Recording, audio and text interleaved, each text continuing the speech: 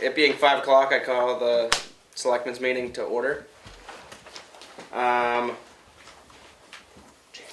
Changes or additions to the agenda.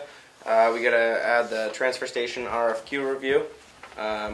And we're gonna add non-public to the end of the meeting under RSA 91-A:3(2)C. And that'll be the only session, hopefully, tonight.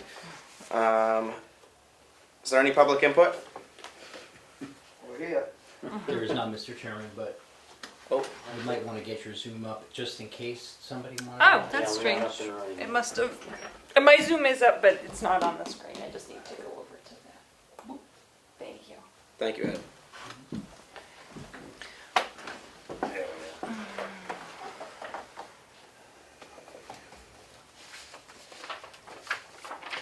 So is there any public input? Nothing from Pageville Road, thanks. Thank you. On to new business. So do we want to Well, put the transfer station RFQ first? well, yeah, this is it at 5 o'clock. Yeah, obviously. That's at So- 5 p.m. Yeah, see, this is Yeah. general meeting. Oh. 5 o'clock you're starting. So transfer station RFQ, and we'll start off with Sanborn and Head.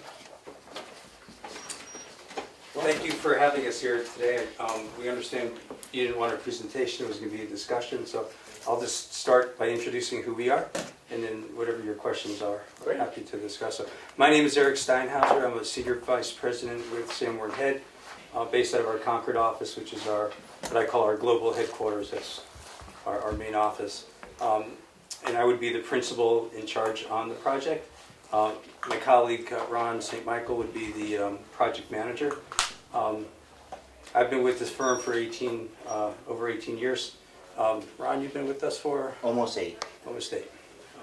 We both work in our solid waste client service area. Our firm is based around our clients' businesses, so we have solid waste, geotechnical, environmental, and energy, and we're in the solid waste. So we work on other projects as well, but our primary focus for our practices is in the solid waste. Do you want, maybe, I'll read all the questions? If you want. Yeah, sure. Go for it. Describe your, this is a question for the project manager. Describe your individual experience with designing similar projects. Sure. So I've worked on several transfer station and recycling center facilities. Some that involve metal buildings and grade separation and compactors and pretty complicated, down to simple Z-walls drop-off facilities for smaller facilities. One of the ones that maybe you probably maybe more familiar with is the dairy transfer station. Prior to joining Sanborn Head, Steve Wright was also in our SOQ.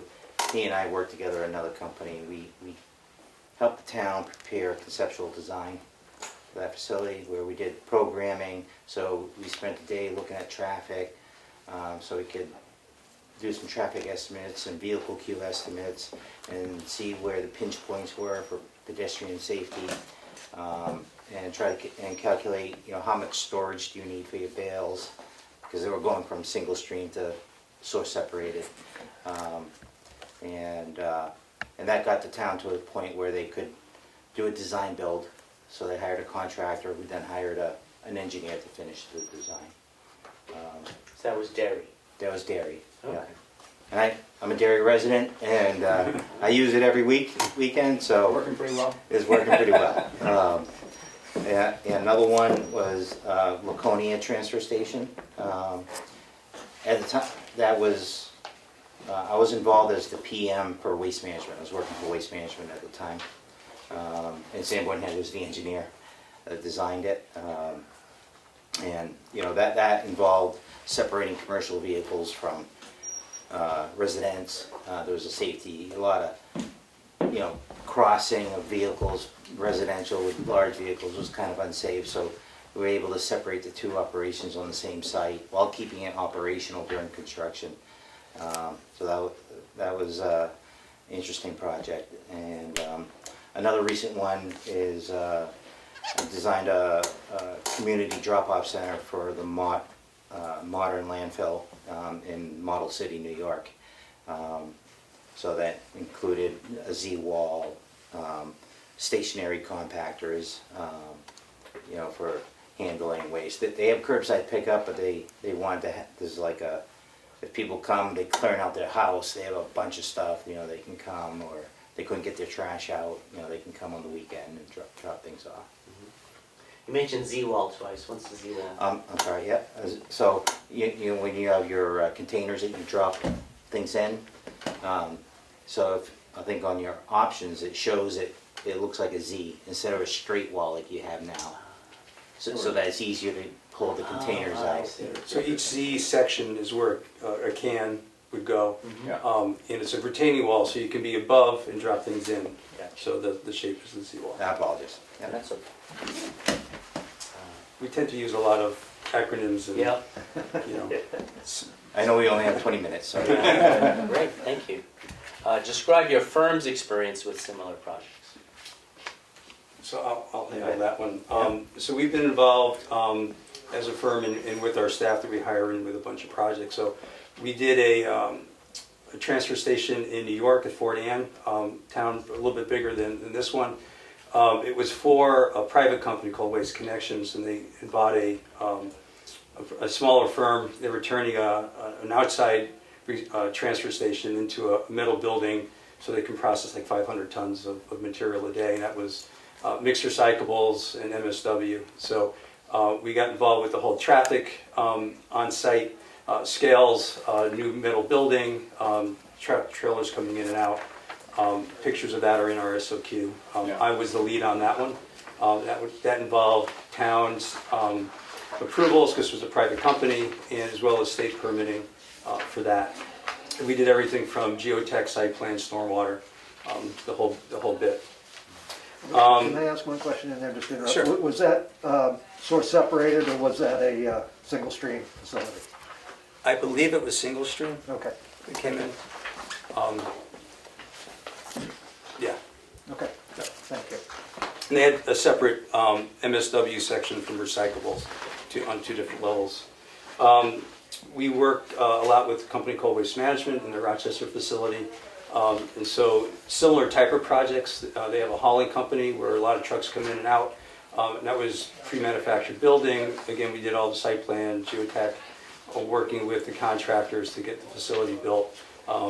That was not a solid waste permitting project because it's not storing any solid waste, but it was similar in every other aspect of moving vehicles and separating worker cars from the hauling trucks. We're near completion on a materials recovery facility for that same facility. That's going to take recyclable materials that come in by commercial haulers, and it'll get baled and stored and then sent out on tractor trailers. So again, that's a solid waste permit, local permitting, and we did everything from geotechnical, site plan, and working with the contractors to get that built. And that was the hauling company. That was a kind of a hybrid project where it was, we did all the site plan and full design on that, and the building was a design build. So the contractor was, for expedience and for cost, they took care of design of the middle building and that and all the interior electrical, mechanical stuff. So we can work on both sides of that. And also out there we've relocated residential drop-off areas. Other firm experience, we're looking to, a brand new project coming up is the rail haul transfer stations in New Hampshire and Vermont. We're doing composting facilities, which are actually USDA grant type projects. We just won that like last week out in Colorado. It's a $500,000 grant for that project. We're done scale houses and scale facilities for private and public entities. I'm trying to think if there's other stuff on top of my head. I had some written in my note.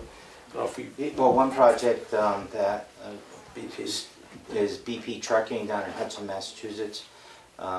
That's one of Steve Wright's clients, and so we're starting through the permitting, and they require environmental justice work and some siting criteria work first before we get into the design of the facility. But we've done concept designs and construction cost estimates for that, for the client.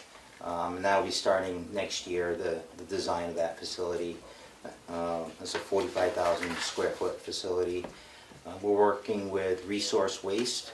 They have a facility in Epping, as well as one in Ware, Massachusetts, and in Roxbury, Massachusetts. Primarily construction and demolition debris facilities and processing facilities. One of which is a rail facility that they're transferring construction demolition waste onto rail to be hauled off to Ohio or someplace. And town of Brewster, Mass. We're in the early stages of starting that project. Great.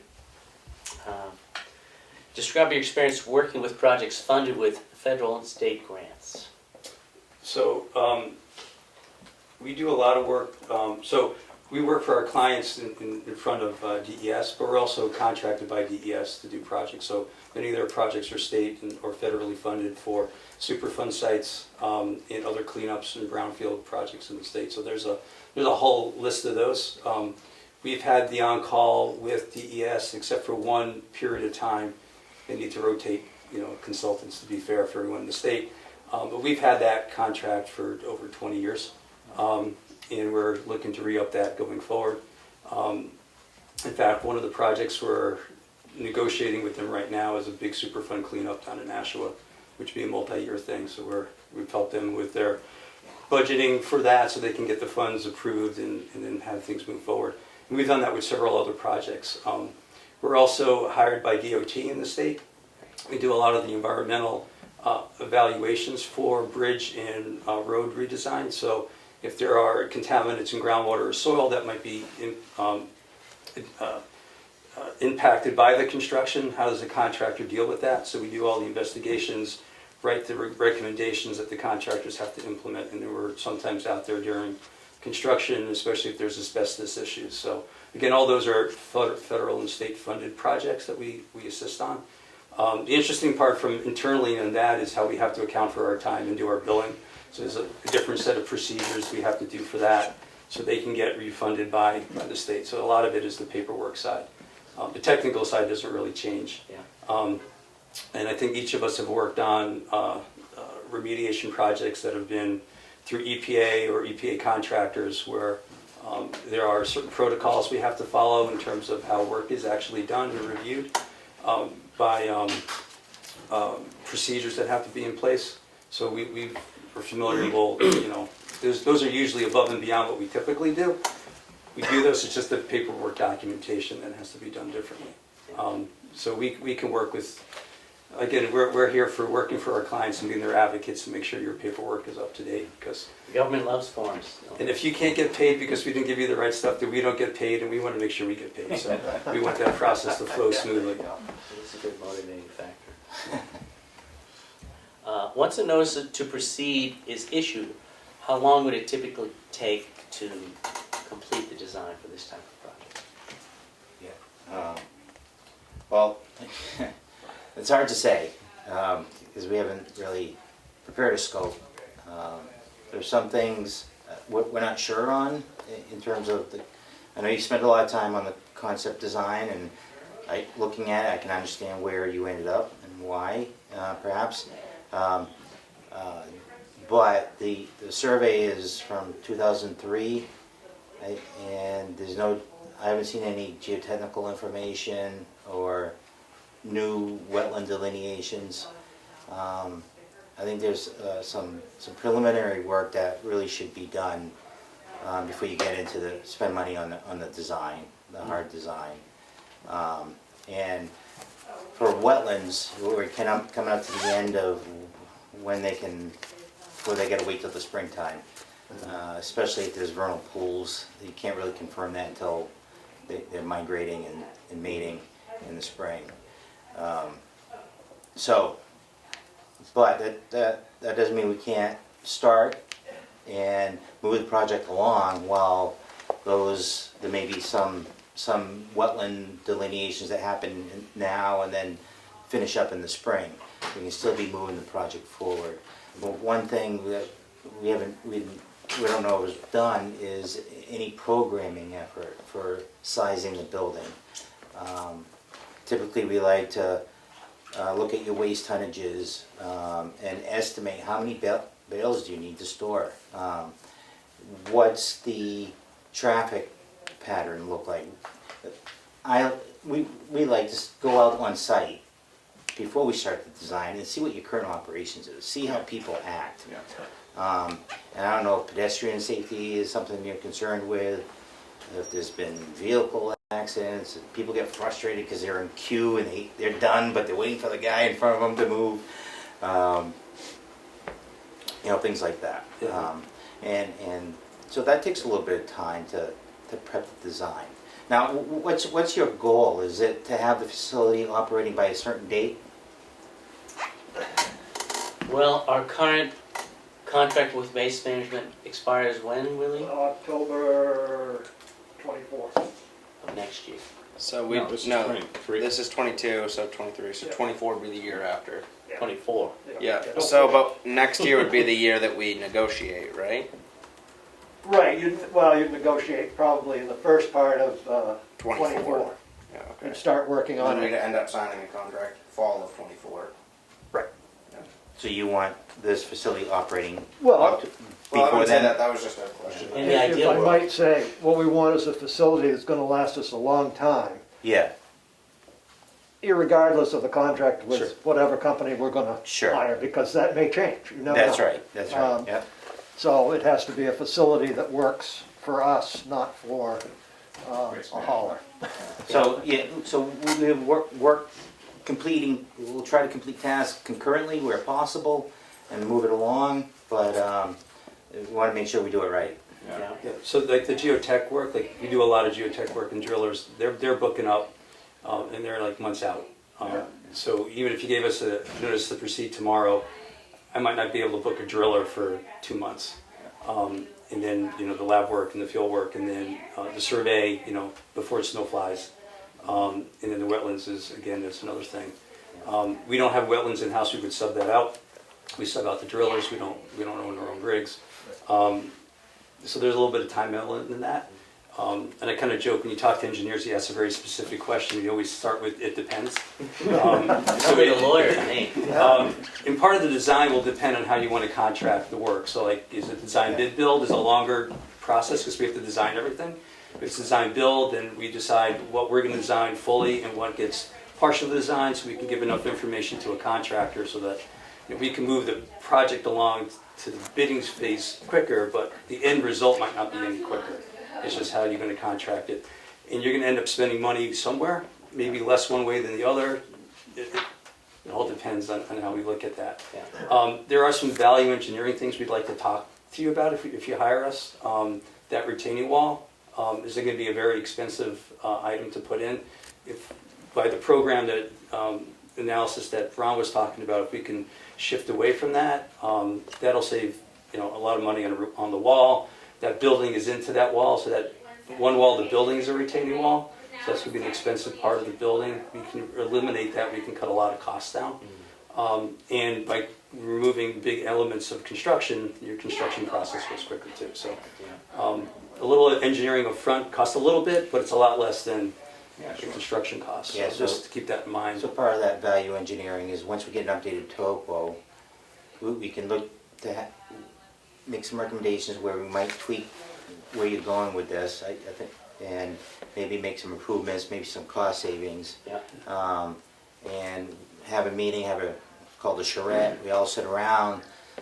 We talk about the advantages, disadvantages. All right. If the scale's in a different spot, maybe it's far away from the office, but geez, we only get one trailer delivery a week, or I don't know what you get. Like I said, we got to make it work for a long time. Yeah. Right. So And the for future design additions. process the actual design process would begin after this preliminary. Some data work. gathering. We can start some design work, so if we know we're doing design bid build, we know what specs we would need, we can start building a spec book, right? The specific detail would have to change over time, but we can we'll now have earthwork, concrete, we can start pulling that together. We can start some generic layouts and then tie it to the topo once we get the topo in. So we can move things along as fast as we can, but you can't go too fast, right? And we want to work with our clients. We're building what you want that works for you, and everyone agrees to it. It's not our way or the highway. You got to use it, and it's got to work for the town. And cost is a big deal, so we want to make sure we can come in, with your budgets. And if not, why not? I know you had a preliminary budget in the RFQ. Inflation has probably changed that number quite a bit. So we want to try to help reduce that increase as much as we can and find ways to find some cost cutting ways. And I think we could spend an hour talking about this, but unfortunately we've stacked people really tightly. Sure. And I think we have a sense of where you're coming from and your qualifications. And we've got 2 more people coming in tonight, and then we're going to talk about our selection process later on in the meeting. And we appreciate you coming. I know this was really quick. You had a I would last just question. ask, do you have a preference on design build versus the other? We've done them both ways. What we put into our SOQ was to consider a hybrid method where the site design itself would be fully permitted and designed out.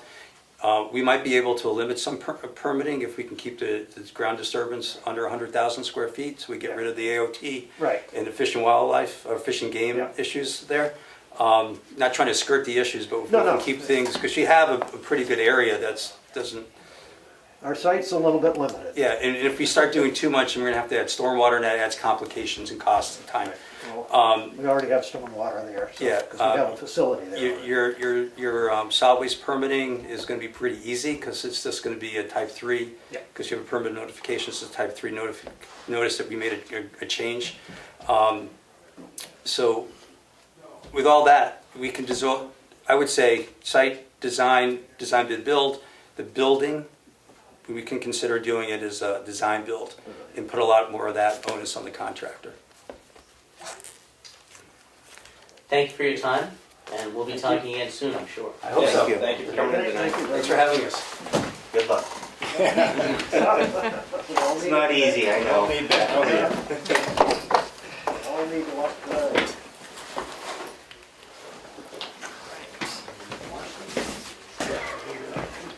All right, safe travels. Thank you. I have, Do you mind? Thank you, Ed. Secretary Ed. He likes it. He likes to keep busy.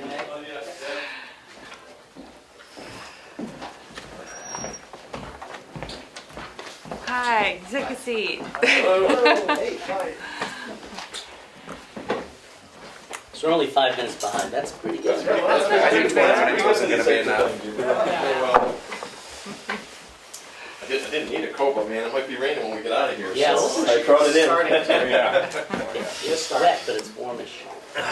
So if you want to take a couple minutes and introduce yourselves, and then we have some questions. Okay. I'm Paul Schmidt. I'm the president of the firm. Our project manager we normally would have sent, because he's the person you would be dealing with. He just had a direct conflict that he could not get out of. So I'm in his stead. And this is Brett Dalen, who'll be a project engineer on the project. I'm kind of the lead engineer on the project. So we're CMA engineers, offices in Portsmouth, New Hampshire, and Portland, Maine, and also Manchester, New Hampshire. We're total about 30 people. We are a pretty conventional civil and environmental consulting firm. 80% of our work is municipal. About 78% of our work is municipal in New Hampshire, and mostly in New Hampshire, Maine. And so this is what we do. And about 40% of our work is solid waste. Right now, which includes quite a bit of work on line landfills and transfer stations and recycling facilities. And the rest of the firm is we actually do structural in-house, highway, and other environmental. And for for experience that's specific to transfer stations and recycling facilities. Yep. Because that is question number one. Okay, yeah. So that's the intro, and I'll just let Brett kind of introduce himself. And Yep, Brett Daling with CMA Engineers, work out of the Portland office, and came out here a couple weeks ago, maybe a month ago, talked to Willie and Glenn at the transfer station, took a look around, helped prepare the proposal. My focus is mainly in solid waste, line landfill work, do some civil stuff, and trying to get a handle on what your needs are and see if we can't help out with solving some of your transfer station issues. Great. we like this format. You get right to talking about the projects. Yeah. That's what we like to do. Yeah. Describe your individual experience. So for either one of you individuals, Yeah. with actually you'll be speaking as the project manager or for the project Yeah. manager, designing similar projects. Yeah. So actually, the most current list of for transfer station projects, me and the project manager, we worked as a team on a similar team on those. Some of the older ones that I'd done was before Adam joined the firm. But the most current one, and really the most relevant one, was for the town of Guilford, and they contracted with us about 4 years ago. I'm sorry, it was finished about 4 years ago, and they were in a somewhat similar situation, and they had the one difference was they were going to using Laconia's transfer station, and they just had more of a convenience transfer station. Mm-hmm. And for multiple reasons, they wanted to switch that. And so we did a pretty extensive planning piece with them. But they had a site, and they had a pretty good idea what they wanted to do. And one of their big things was to expand what they were doing for recycling. But they also had to deal with residential drop-off for trash. And so we did that project. We did beginning to the end, very early planning, couple of different layouts. They had a pretty tight site, so we had a lot of site constraints. And in the end, we ended up doing a building that was for residential kind of what you're looking at for both trash for residents. And all source separated recyclables with new vertical baler and loading dock for recyclables. So it's really and their budget was they had some budget constraints. They did some creative things to get through the process, and they did some sequencing of the priorities. And so that's and I can talk about one time if you want, but that's the most relevant one, and both Adam and I were on that team, and we both did the town of Derry, which did that was both trash and recyclables. Residential drop off. Town of Derry is 35,000 people. It's a lot of people to get through one facility to drop off. I think it's the biggest one we're aware of in like New Hampshire for residential drop off. But a similar concept, much bigger. It was a $3 million capital project, and they had already done planning. They knew what they wanted with a different consultant, and we did the final design and made that work for them. For other transfer stations, that the company and I did one in Lebanon, New Hampshire, at their landfill site. They were moving it, so that was a new building. All three of these were new buildings that were from the ground up. They had to relocate theirs on the same site, but they relocated their whole. And that was primarily recycling, source separated recycling. The company's done them in. We originally, it was 30 some years ago, but the one in Berlin, that the Androscoggin Valley Disposal District, we still do work for them. We still do operational things for that transfer station, and we did. But that was built over 35 years ago, I think. It was actually built before I joined the firm. Town of Salem, similar, source separated. That was a modification. That was a little older. So, and then Merrimack, and then we're doing planning for the city of Portsmouth right now for a fairly significant transfer station for them. They want to have the ability to put their trash in containers, and we've done extensive planning for the Concord Solid Waste District. We did a facility that they ended up not, a single stream facility that they ended up not building. So that's for the company and myself individually. So that's our specific to transfer station work. For me specifically, I deal a lot with landfills, but independent of that, in my own outside of work experience, I'm a selectman for my town, so I have some experience with our transfer station in our town and the operation there, and I know the budget constraints and things that you deal with every day and how that kind of functions. But as far as designing transfer stations, my experience in that is limited, but I do have a lot of civil and solid waste experience that would benefit the team.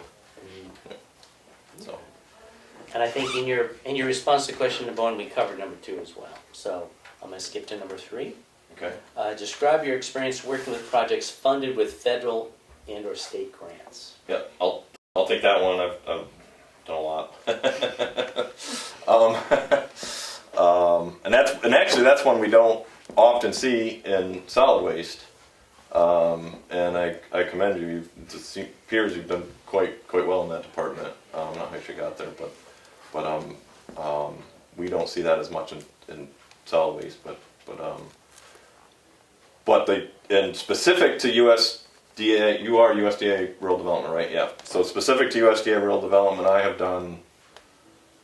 I personally have done, I'm on my 3rd one right now with specific to USDA Rural Development, and those are wastewater projects, but the funding mechanism is the same program. And the company, we've done, a lot, and we have lots of experience actually with, on the same project, multiple funding agencies. So to the extent you can, take advantage of anything else, right now we're doing something for the town of Colebrook that on their wastewater side we have 4 funding agencies going on, and it's actually quite complex and difficult to keep track of. So we're familiar with those, and in current. And then the ARPA, all right, and then you've got the ARPA fund, right? Yeah. And of course that's new, but we're dealing with, which is great. It's an unbelievable amount of money coming out through the ARPA, and I'm dealing with a couple of ARPA projects right now, and the company's dealing with 3 or 4 more. So we have multiple staff that are familiar with that. So We hope to apply for a couple other grant programs, both federal, sometime this winter or this spring. Yep. Northern Border Regional Commission Yep. and the EPA. Do Yep. you have any experience with the Northern Border Regional Commission? I do. Yeah. In fact, we're doing it right now. They're one interesting thing about them. I don't know how far you've gotten. They tend to look for a regional. They go through the regional planning commissions, and have you contract with them for grant administration. I do recall that from the. Yeah, that's one thing that's a little yeah.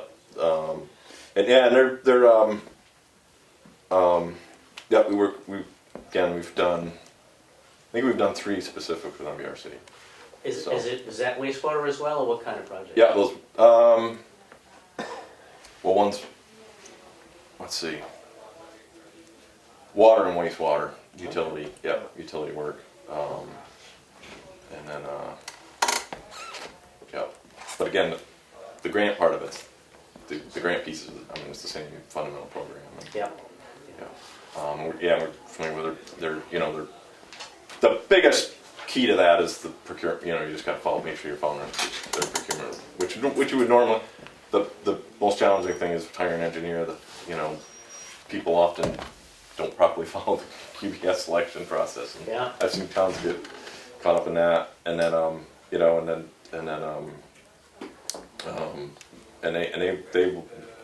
we had a project they were really holding the town to very specific process and really scrutinize their process. So, Yeah.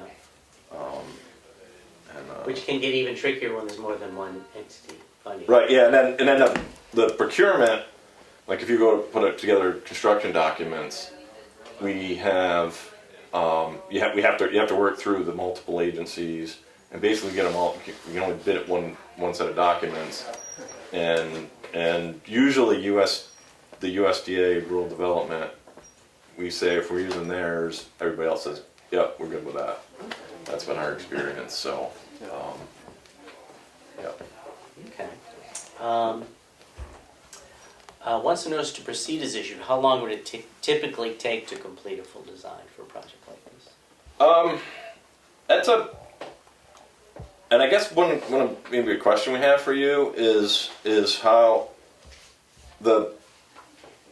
from where you are right now, I think there are still two stages. One is confirming what you want to build where, Yeah. and then final design of that. And that first piece, I guess, is the piece that's a variable for time. Yeah. You know, and that can take time because it involves input from everybody involved, and you know, we're based on your schedule for meetings and you know, I mean, I'm gonna be honest with you, in Guilford that took a year to get through. You know, they were a little earlier in the process. We started with, you know, looking how much trash they had and how, you know, what their quantities were. But before we actually had, and there were some challenges there getting what they wanted in budgets, and they had a lot of. So I'll be honest with you, that took a year. It shouldn't necessarily take a year. Mm-hmm. You know, you can do it quicker than that. And then final design, you know, once you know what you're doing, it's a little slower than it used to be right now. People are busy. We got to get drill rig out there, and drill rigs are like a month or two. We've got a project right now that's 3 months lead on a drill rig, which is crazy. Surveys are Survey, pushing you know. quite a So I while. hate to say, you know, I mean, like if all the pieces fall, it's like it's a couple of months, but realistically, it's not. It's, Have you ever? know, I have and- I have almost no luck getting one engineering firm to accept the survey from another one. Has that been your experience? Can you ever No, use we- somebody else's, or do you always use your own because you don't have faith No, in we somebody? in fact we don't do it in house. We work with multiple companies, and as long as it's a good, relatively recent survey, What's relatively recent? less. Well, if you're doing wetlands stuff, it needs to be within Well- the last 5 years. And if you're Wetlands. gonna go out and do the work then of wetlands and kind of do another delineation, you don't really want to drop that on something that's 30 years old. You want Yeah, you just to can't, have yeah. something that's more recent. So I would say within, Well, you have to. yeah, I'd you say have to within do more 5 years, because anything, if you get much older than that, sometimes the CAD stuff just doesn't jive well with new programs. And if we're trying to design to a document that's that old, it just, we have several projects that are very large scale that have information dating back to the early 2000s, and some of it just doesn't really work well with some of the newer software and work that we try to do.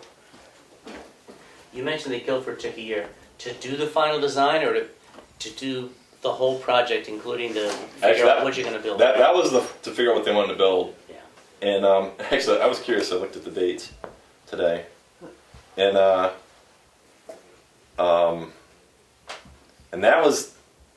it was 8 months to get to finish the final design when we actually went out to bid. But there were, even though they had decided what they wanted to do, there were some changes. Yeah, that always happens. And that's long. That's long. That's definitely on the long side. And because again, if you're, you know, they really had to work at optimizing the design on the site and figuring out their budgets, and they had a committee and a select board that were both reviewing it. So we had meetings with both of those groups, and they, you know, before they had to approve them before we went out. So that was, you know, and again, but the actual, again, our piece, straight design, is 2 to 4 months. Yeah. So what kind of committee was it? They had A handful of citizens advising them or providing input to you on the design, or? They had they had a committee that were appointed. Some of them were former selectmen, but it was, a couple of interested parties. Sounds familiar. He does it, yeah, and that's all you've had, and they had They worked it different, the operator, the town, and they had a town engineer. Right. And, right, yep, and a town manager, and then a select board, and yeah, so they got input from everybody.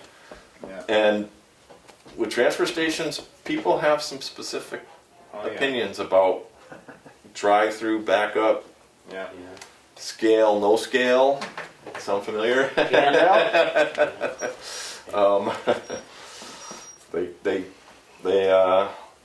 The scale was really, the scale was in, the scale was out. Yeah. Because the It's Guilford expensive. scale came later. They ended up, the budget. Funding it, Was- yeah. it Funding was- it, That was- and that was then a year or two after went into operation, they apparently found some money, and they kind of did that on their own. They called us and asked us to just confirm the layout, and then they did it. I haven't actually seen, Yeah. I've actually seen it since the scale went in, but Yeah. but yeah, that was mostly, in the end, that was mostly a budget Yeah. limitation. And we've seen lots of people sequence things like that, So we did not get to question number 5 with our first applicant, so we're going to skip it with you as well. Okay, To make things even up. that's your. But Willie, do you have any final questions? Yeah, I get a question. In Guilford, who designed the building? Was that a design build, or was that, We- you designed it and? We did it. We designed it. Yeah, Guilford. We designed it, and it was a metal building. The metal building part is a pre-engineered metal, but Right. but yeah, no, we did the layout. And we actually do structural internal in house, so the concrete design and the site layout. We did that. Yep. Great. So, and I don't know if all reports they love it. I don't know if you've talked to them, but that's been Good. so. They wish it was bigger now, that's what we They heard. wish it was bigger. Well, they always. Yeah. It's tight to Well, I make always the wish they turns, to move the bales around, particularly with the inside the baler in the building. middle of the building. Yep. So they may move the baler, but if they had more space to stack up bales, they would love it. Okay. But I'm sure everybody Yeah, wants a no, bigger well- building. Yeah. Yeah. You can't build. You can't build enough money. You don't have enough money to build bale storage, and so you have to end up doing it in trailers. Yeah. But is that Outside. cost efficient? And it's just a limitation, and Well- in the building But spaces. is it cost efficient? I mean, the ongoing everyday. Right. here's No, the you're going, moving. Yeah, you're gonna lay moving. That's out. the A lot of challenge. staff time Yeah. to move the bale. Yeah. Yeah. Yeah. No, it is. Yeah. And honestly, that's the building that they built was the bigger one of the two, Really? because It's not that. their initial budget was for a smaller building, and then they said we really need the bigger building, and they actually built it over 2 funding cycles, and yeah, so they had to push to get that bigger building. Dairies So. looks plenty big enough. But they have a lot of Dairies, Yeah. Dairies is huge. It has been called the Taj Mahal of transfer stations. It's amazing And, that a town with that many people would have the residents coming dropping off their recyclables. I completely. When they told us, and they had already made that decision. And we said, that's a lot. And we designed that whole design was around how many parking spaces, and you can't do drive-through. It's impossible to drive through for something like that. And it was how many parking spaces can we fit that they can still walk and not cross traffic. And it worked. I've been there on a pretty busy day, and it's crazy. There's just people walking back and forth, and it works. It does Do they work. bring their own trash as well, or just recycling? Yeah, it's trash and trash. We put trash on, and it's so big with trash on one side, and all the different materials in the middle, and then at the far end, it's flexible, and we always build these as much flexibility as we can. The far end, it's option that they could put trash in there and just drop it on the floor and get it around, and again, it's not efficient operation, but and I think they don't use the far, but that was to shorten walk distances for the people. And I think in the end they're not using that bay very often, unless maybe on a Saturday. But that was only for the But they take Saturday. C and D and. They take C and D somewhere else. The building we did was trash on one side, and they're Strictly like for MSW. their trash was on a floor with a tipping floor, not a baler, because you can't put that much material through a baler, and it's So not it's a efficient. single So that's no, it's separate. It's source separated. Source separated. Yeah, it's for 40,000 people. It's great. I shouldn't say it's crazy, but it's crazy. The Yeah. MSW It really is. is But the- single stream, so you just Yeah, dump the water. MSW instead of a baler though is on a tipping floor with a front loader into a 100-yard trailer, Right, sure. because that's the only way you can efficiently Move that. that much. Right, yeah. Trash. Yeah, And then the recyclables though is source separated, really tall, so that there's enough storage, and a big baler, yeah. and and so they can bale. They can store several bales worth, like a facility your size. At best, again, realistically, you can only have your goal is to get a bale, storage for a bale, plus some, but dairy, that's it's just it's the same concept, just bigger. Yeah, and it is a big. But I'm sure they would tell you they don't have enough bale storage either. Yeah, probably not. So We've got to move on. We've got our Got time one more frame? to count. So we'll be chatting with you again soon. Okay, yep. And hopefully we'll be making a decision sometime soon, but we can't even tell you when that might be. But I'm hoping it's Okay, yep. maybe. You're doing good so far. You got this one scheduled, yeah. Yeah. So, Thanks for coming. okay, yeah, thanks for coming in. Thank you, guys. It doesn't look like it's raining too bad. Not yet, you're right. Oh, I just got this. Yeah. Where'd you get it? Johnson Wool Mills. I got it online, so they still make the green. They do. Oh yeah. Gotta find it online, Willie. No, it's brand new. I got an old one. And I do too. That's why I I got see it it up up front. front. Sure. I've got one more for you guys. Right. Yeah. Drive safe. How you doing? Good, how are you? Good. Eric from HEB Engineers. This is Phil Bennett from Alba Architects. If there's cases, anything that comes up regarding the building or Great. any of that kind of stuff. So we have a handful of questions, but first, if you want to take a couple minutes and introduce yourself, both of you, and the Sure. firm, that'd be great. Sure. So I'm Eric Grenier from HEB Engineers. I'm a licensed civil engineer in New Hampshire and Maine. I'm also a licensed septic designer. One of the components of this project is the subsurface disposal system. I've been with HEB for, since 2007, about 15 years. I had a small stint as Public Works Director for the City of Berlin about 2 years ago. So I do have some experience on the municipal side regarding municipal solid waste and the effects of having recycling and things of that nature being in your municipal solid waste and the cost of trying to get that stuff out. So I do a lot of site development, municipal work, permitting, alteration of terrain, wetlands, subsurface disposal system permitting, which is going to be involved in this development. I'm happy to be here. That's a little bit about myself. All right. My name's Phil Bennett, and I'm one of two partners in a firm in Woodstock called Alba Architects. We started the firm about 11 years ago. We have some relevant experience, it's not a lot compared to probably some of the others you've talked to. We work with Thornton, a few projects on their transfer station. We have done a lot of municipal work, and we do we've done DPW work with both towns and the state. I can't say we specialize in anything, but we certainly have got a fairly good round of experience in space planning and building types. We're obviously just supporting HEB for the building element, and if there's any planning required for the site that needs a little bit of rethinking, but for the most part we would be concentrating on the building element. Thank you. So Eric, describe your individual experience designing similar projects. Sure. So this is very similar to a lot of the site development projects that I've worked on. That's sort of our bread and butter at HEB is site development and permitting projects. I do a lot of work with municipalities. We do some work with New Hampshire Department of Public Works and some of their facilities that require septic systems, permitting, vehicular movements through the facility, getting in and out with large equipment.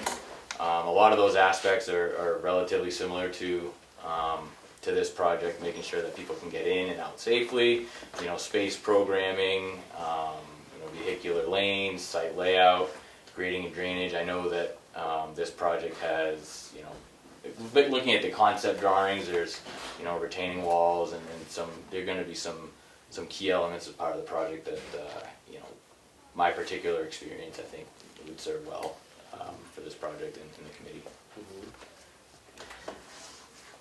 Could you describe the firm's experience with similar projects? Yes, so prior to my employment at HEB was the firm of record for the initial development of the transfer station.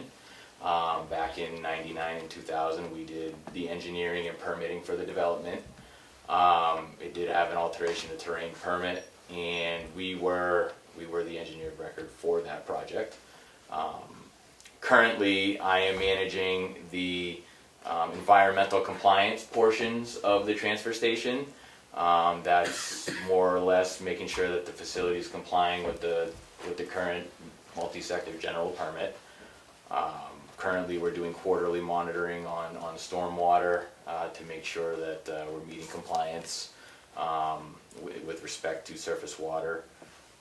We've recently updated your stormwater pollution prevention plan as part of that. Part of those efforts, I believe that was done either earlier this year or late last fall, I can't quite remember.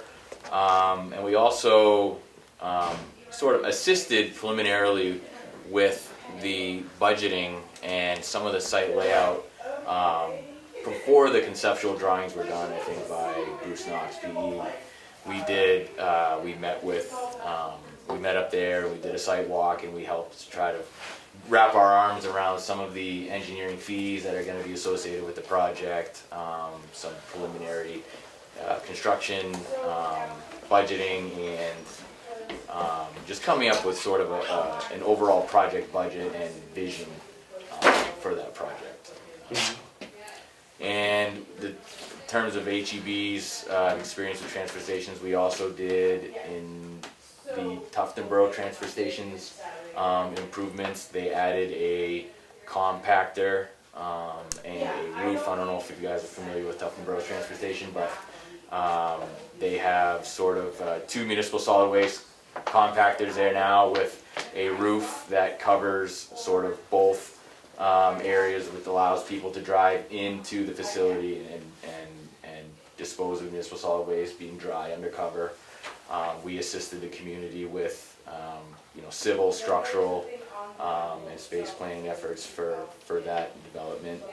And I know, like Phil had mentioned, that he has some experience with Thornton's transfer station. So we do have some transfer station experience, particularly with your transfer station is where a lot of our efforts have been in the recent past.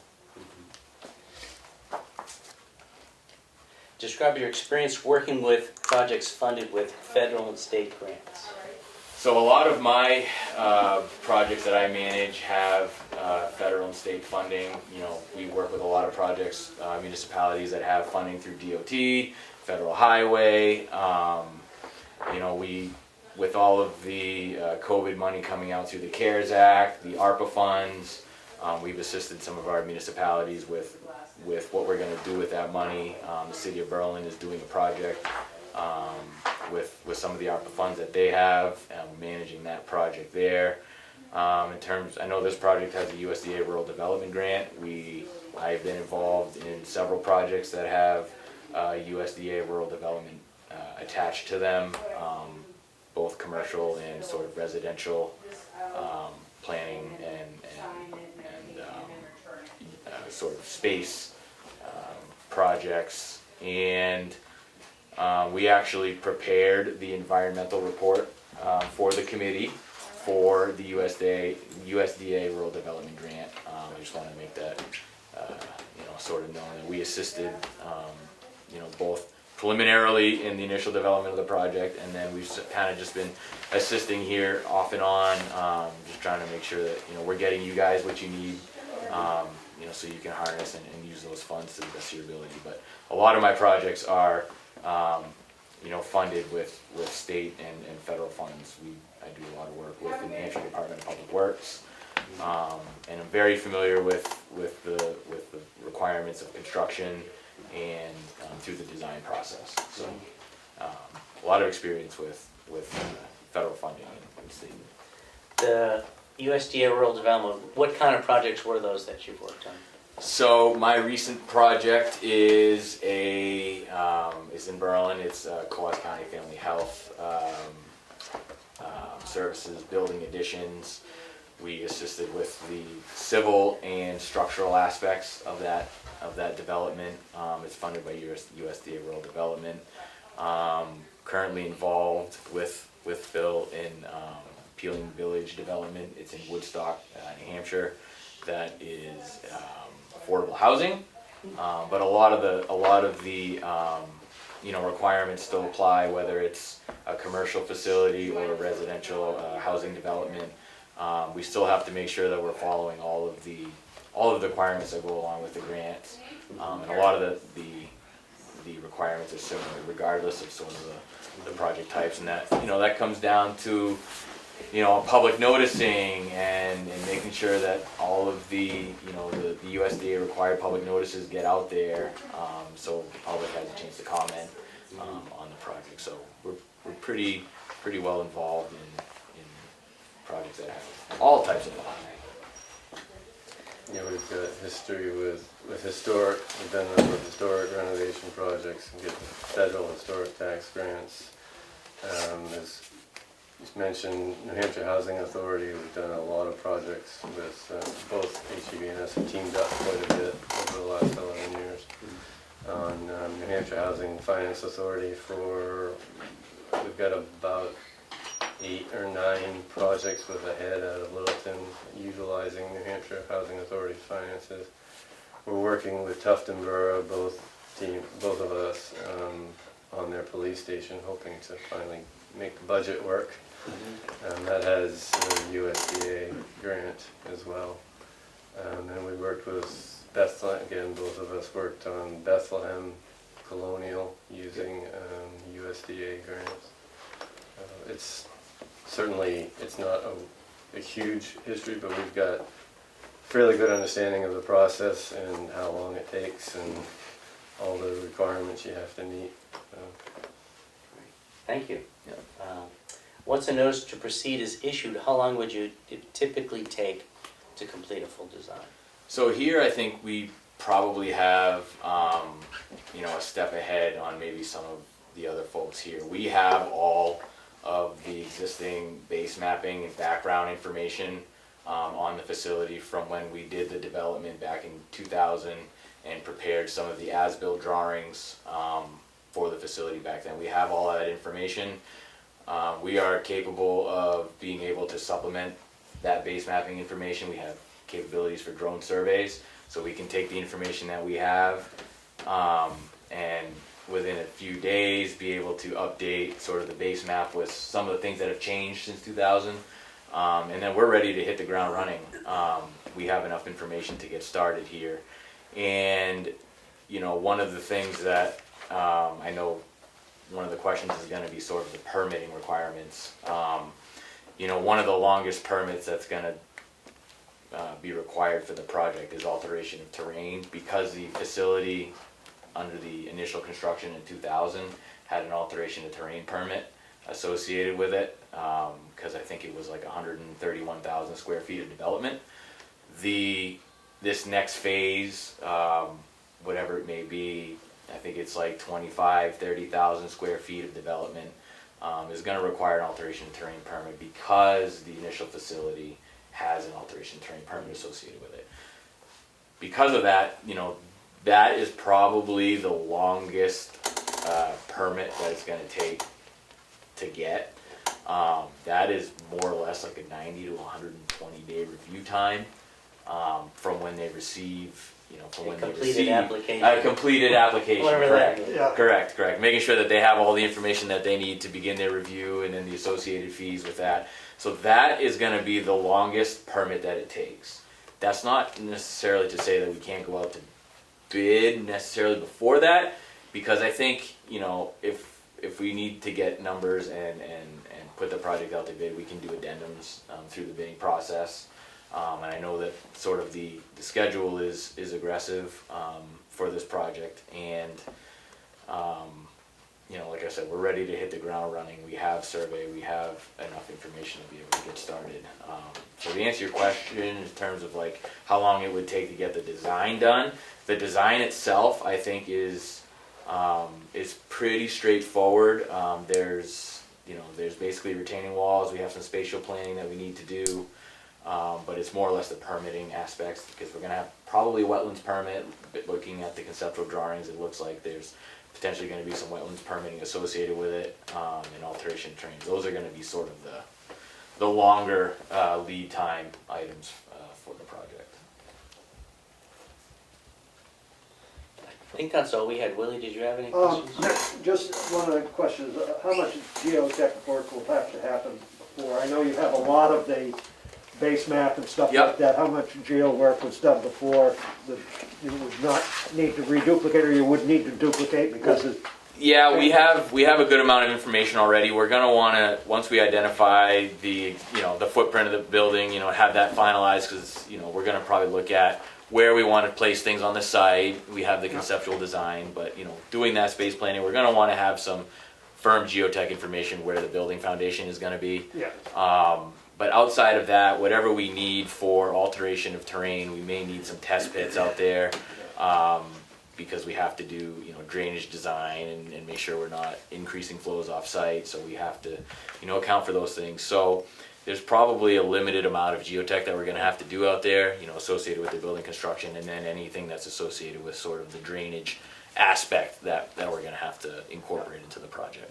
And then we have some retaining walls too that we're going to want to understand what the base, what we're looking at sort of below grade along some of those retaining wall areas, because there are a significant length of retaining walls for the project. That's one thing we're learning tonight, is that retaining walls, that takes time to figure out. Whereas a freestanding building is a whole separate deal. Right. So, I mean, maybe that's part of the design issue that has to change. Yeah. And there are pre-made products that we can investigate depending on how high the walls are going to be, how long they're going to be. We obviously want to find the most cost-effective solution for the town in terms of construction, cost and things like that. So there are some options out there we can look at for what that retaining wall will be in its finished form. But we do want to have some geotech information in those areas to make sure that it's structurally adequate. Okay, that makes sense. And then, sort of in terms of some of the other permits, when we went through the initial USDA rural development environmental report for you guys, we identified that there's no known sensitive species in terms of endangered species.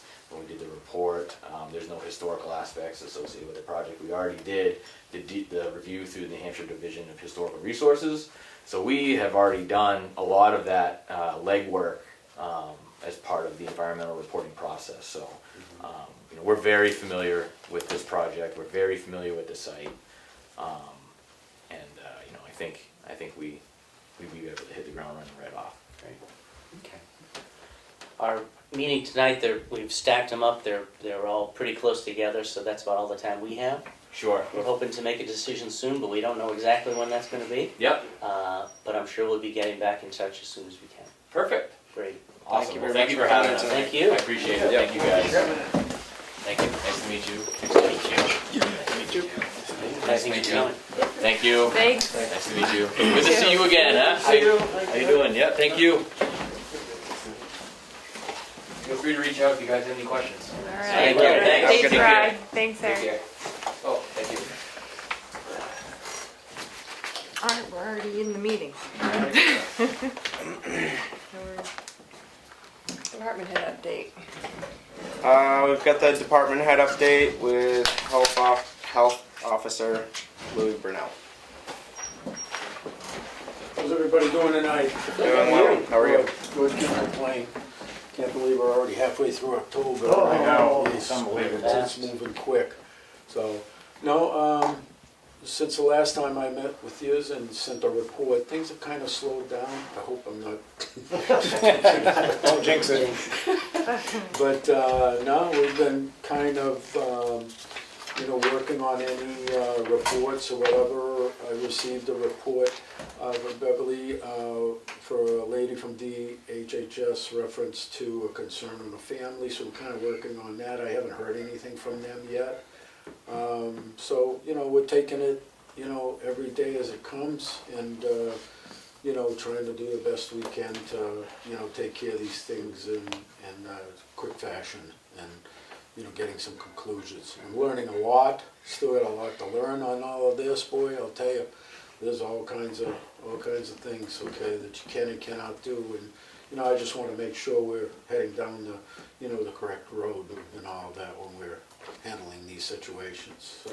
Is it uncommon to hear from the state, or is that something that happens a few times a year? No, well, see, what happens is it all depends on how the call on a particular home or whatever gets, gets delivered.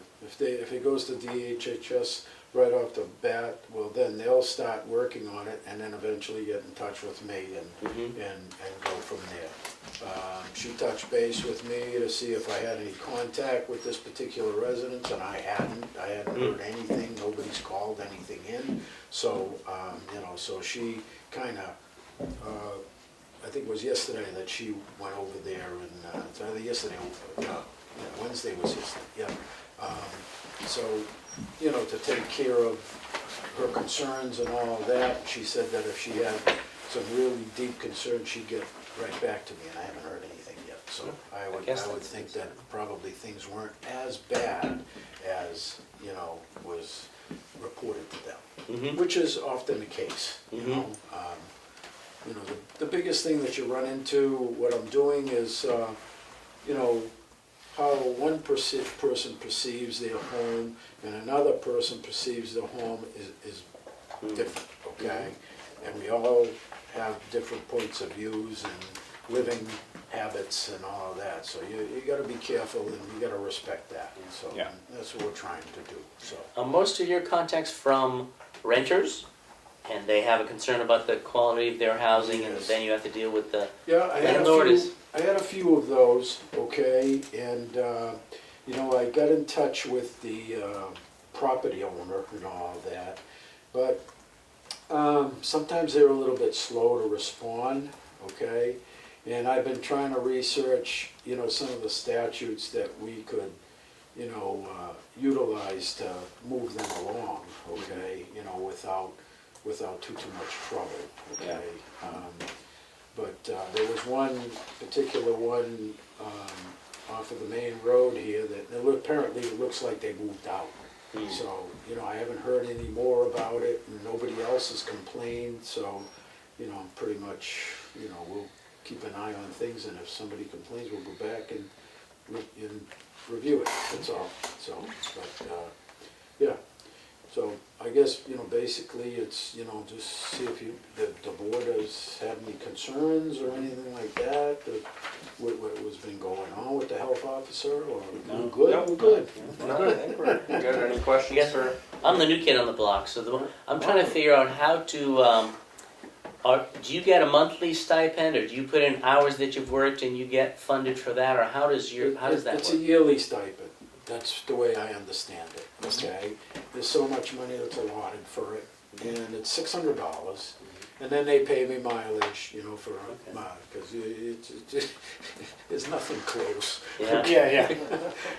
And the stipend comes at the beginning of the year or at the end, or? They paid me twice, okay, so we're all set for, for the rest of the year. Okay. And, I just turn in my mileage report and they reimburse me for my mileage. That's how it's been, that's how Keats was handling it, okay? Yeah. And that's fine with me, okay? So, we're good, so, Great. you know? Okay. So if it gets very, very busy. Yeah. Well, maybe we need to talk. Renegotiate, But yeah. You know, I think it's pretty much status quo. You get a rash of them, then it quiets down. You get another rash of them, and it's that's how it works. Yeah. So, for sure. So, but no major problems or anything like that. I have good contacts in towns with the chief, with the fire chief and the police chief. I know them both very well, so it makes things easy. Yeah. Nice. Yep, for sure. Okay. Good. Okay. Okay. Great. Thank you. Thanks for coming. You're very welcome. Thank you for your very much for time. coming in. Have a good night. And you too. Thanks for your service. On to the recreation coordinator update. Carl, do you want to take off with that? So I You're the recreation guy. Where am I? I posted the job to New Hampshire Parks, Recreation and Parks Association.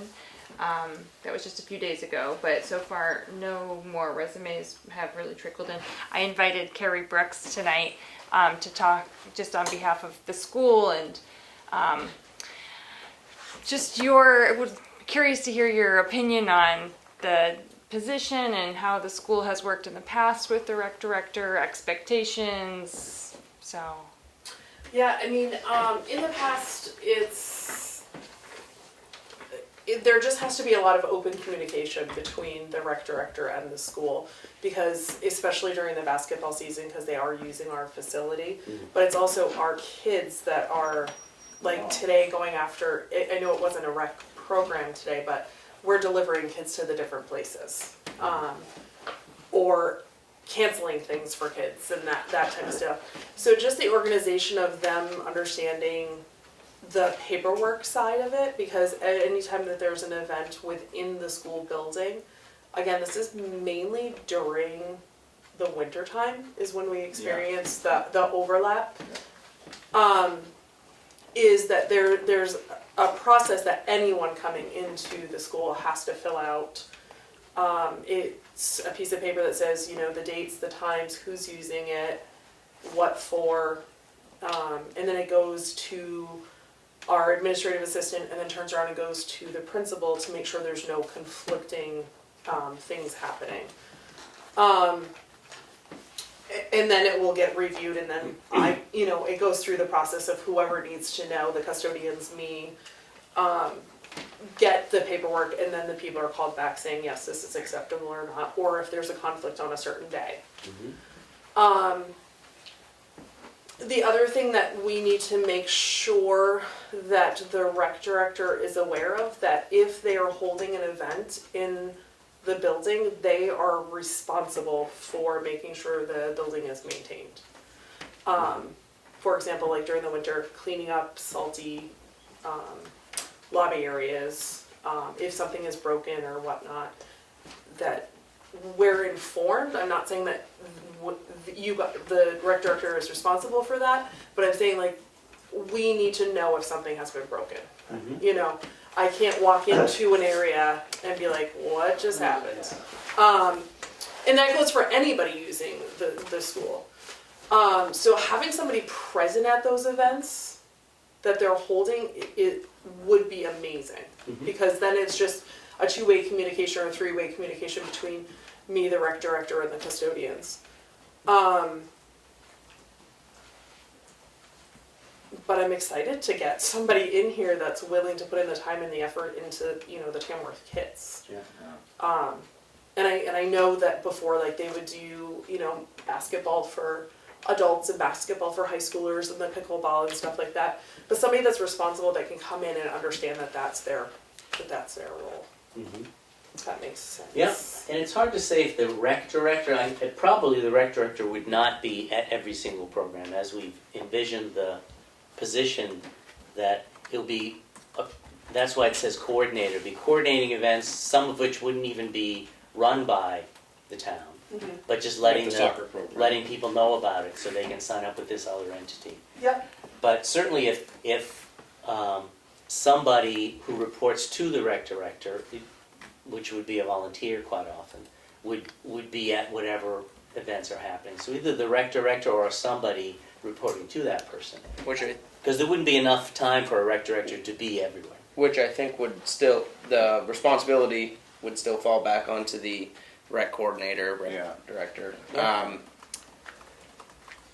So they would have to make sure that whoever they put in place to do these activities or games or whatever it may be is responsible enough to report to them if something gets broken, that they're cleaning up after these activities, and that hopefully maybe not every game, but they would make an appearance, and which I think has been was kind of the deal in the past. But Because we're not, I mean, we're like I'm not responsible and our custodians are not responsible for setting things up or making sure that people have proper equipment. That's where I think we're going to run into an issue because we can't just have volunteers with a key to the building. That concerns me for safety reasons on a couple different levels. So somehow that rec coordinator, in my opinion, and they need to arrange that and make sure it's left out at the end of the school day for whoever's utilizing it and then cleaning it back up. okay, Is that yeah. is that understandable? Yeah. Is that I'm gonna say in the past, was that kind of how it worked? A long time ago, yes. A long time ago, yes. Okay. Recently, no. Okay. How does it work if somebody, and take the town out of it, if a group was using the school, I'm thinking of pickleball right now, but if somebody got hurt, during a game, does that, if it's a town organized group, but it's being, is there any liability, how does this work? And how's it worked in the past? I don't. You mean if an individual gets hurt? Yeah, what happens if somebody gets hurt at the school after school hours? But do you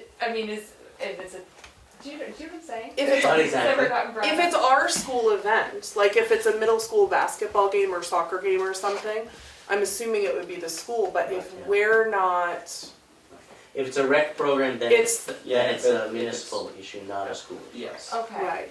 Depends on how many lawyers you have. Yeah. Right. All right. Who should be the contact at the school? Should it be you? I think it has to be a mix between probably, to go down the line, probably Crystal Turner. She's our administrative assistant. She did send Emily to me because it was the gym that was going to be utilized. And as I explained to Emily, I sent it back to the principal and her. So if you're using the gymnasium, I'd like to be a part of that communication, so I know when games practices or whatever's taking place or plays or I would like to be a part of that just so I can make sure that my equipment's picked up and put away and what else needs to happen. But I think ideally the administrative assistant's the one that's going to be dealing with the paperwork and then passing it along to the Communication. principal. Communication's gonna be a big part of it. Yeah. That's gonna be a key element. And I know it's hard because you guys don't have your own your own facility, but again, it's our students too that like if a soccer practice is canceled, we'd like to know about it because students are coming down to ask us, and we're like, no, we think it's on, but the parents had been contacted that the program had been canceled. Yeah. So like even though that step was taken, it was just that we were not aware of that. So did that happen this year? Just in this fall? No. Oh, okay. Nope. All right.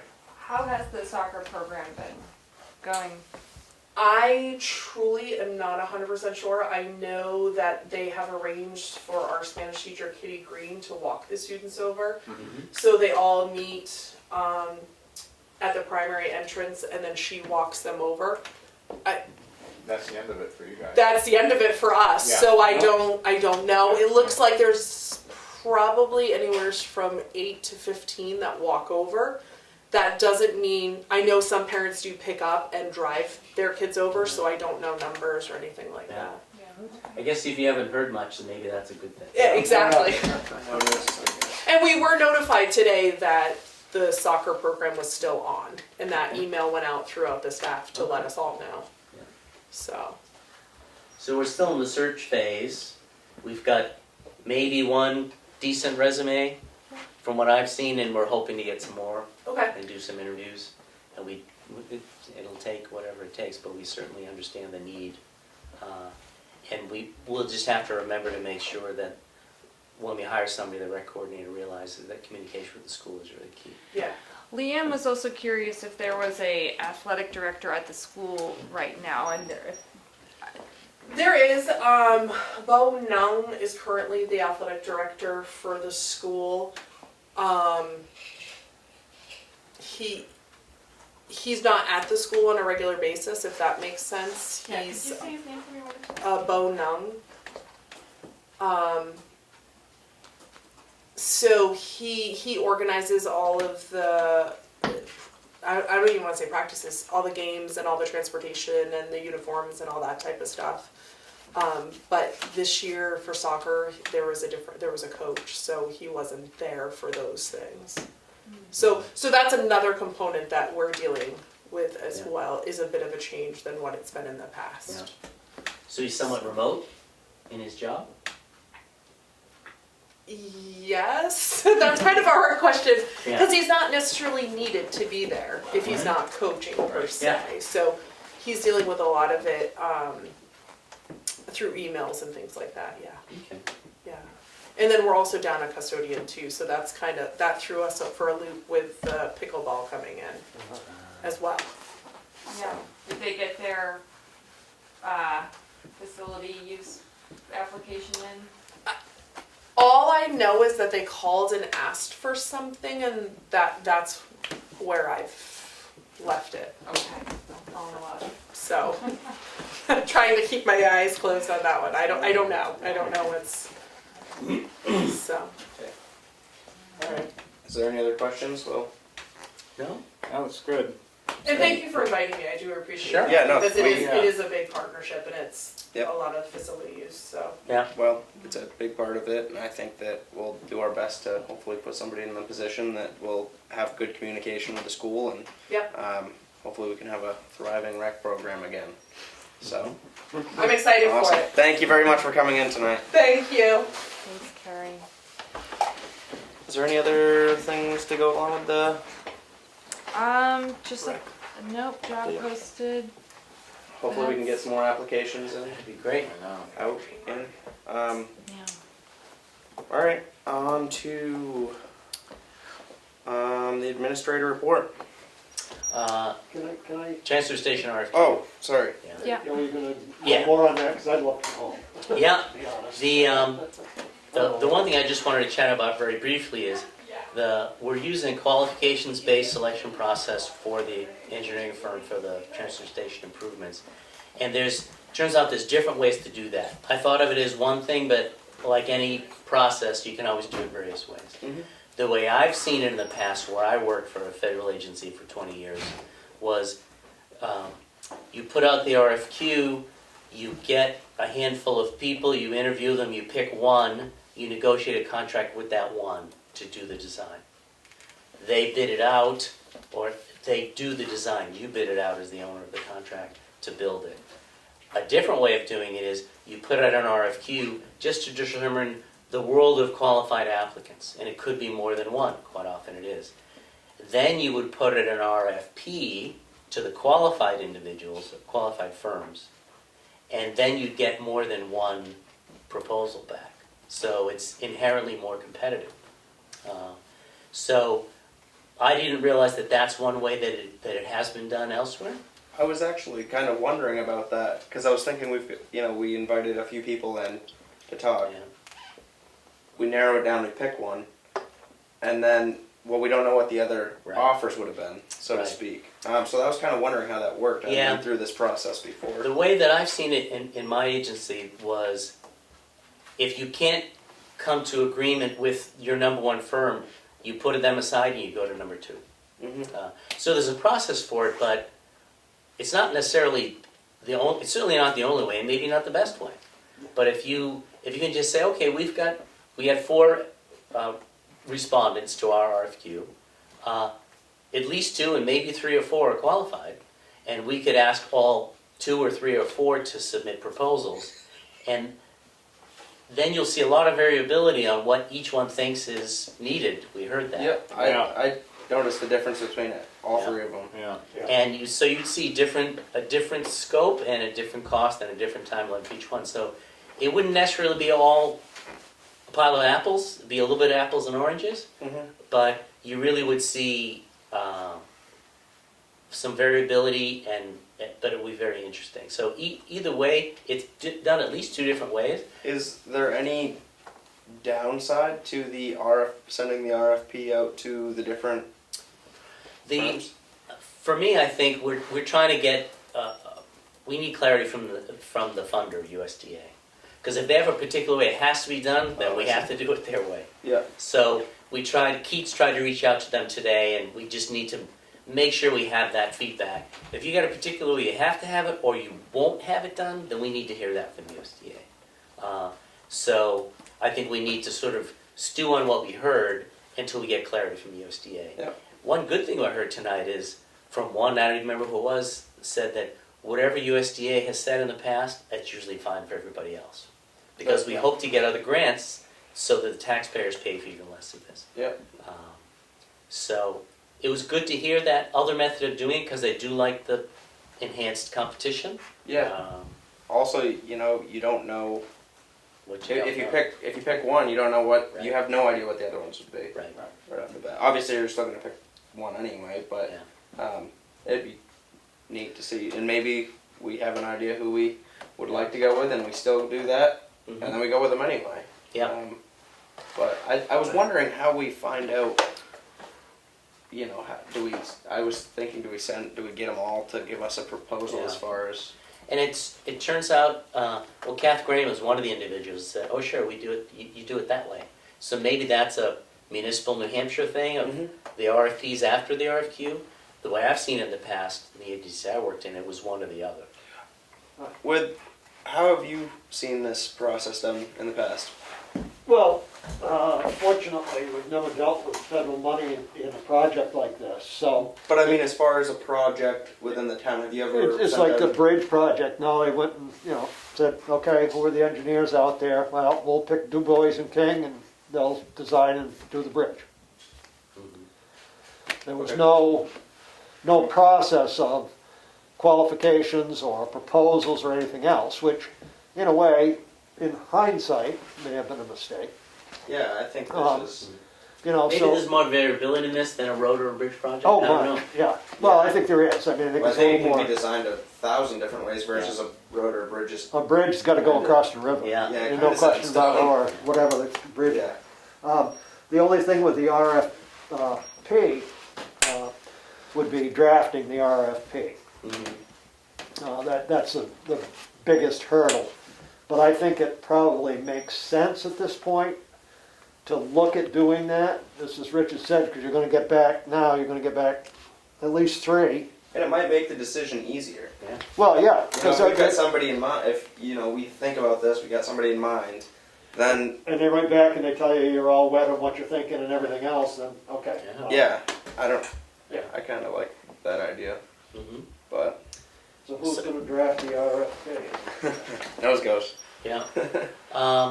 Well, I can start. If we get to that point, first we have to hear from USDA that I could work with Keats and we'll figure it out. But I think even if the USDA says no, you can just off your qualifications, you can hire anybody you want. I still think this might be an advantage to the town to do the RFP. Yeah. I mean, I heard things tonight that made me a little bit change my mind. Yeah. I haven't thought about the amount of geotech work. I just haven't thought of that.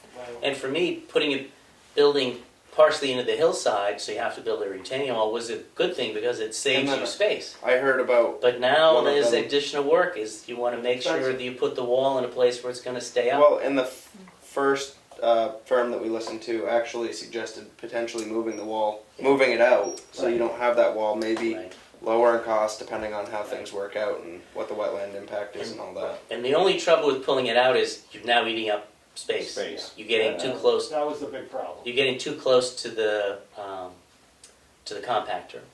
My fear from the I see. beginning was if To you fit the redesign scale the in project, between should the compactor be there, we're about to spend X thousands of dollars putting the steel plates down where the compactor is. So I don't want to move that. That's a fixed thing once you spend that money on it. Right. So if we build a building, maybe it needs to be downhill of the compactor. I think there's different things to.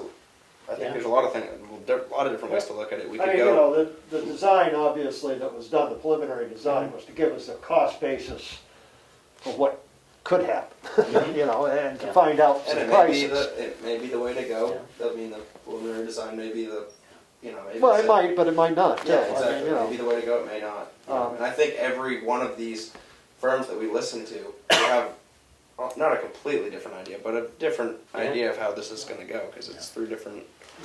And I'm gonna speak a little bit for Glenn. Hopefully he won't hear this and get all upset.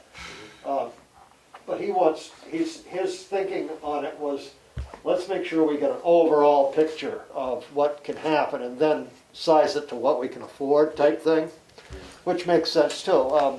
He'd really like to see a second compactor there. We've been very lucky, knock on wood, with the compactor we have. It had a small breakdown, put us out of commission for a few days, but, you know, it is a 21-year-old piece of machinery now. If it goes down and can't be repaired, what are you gonna do?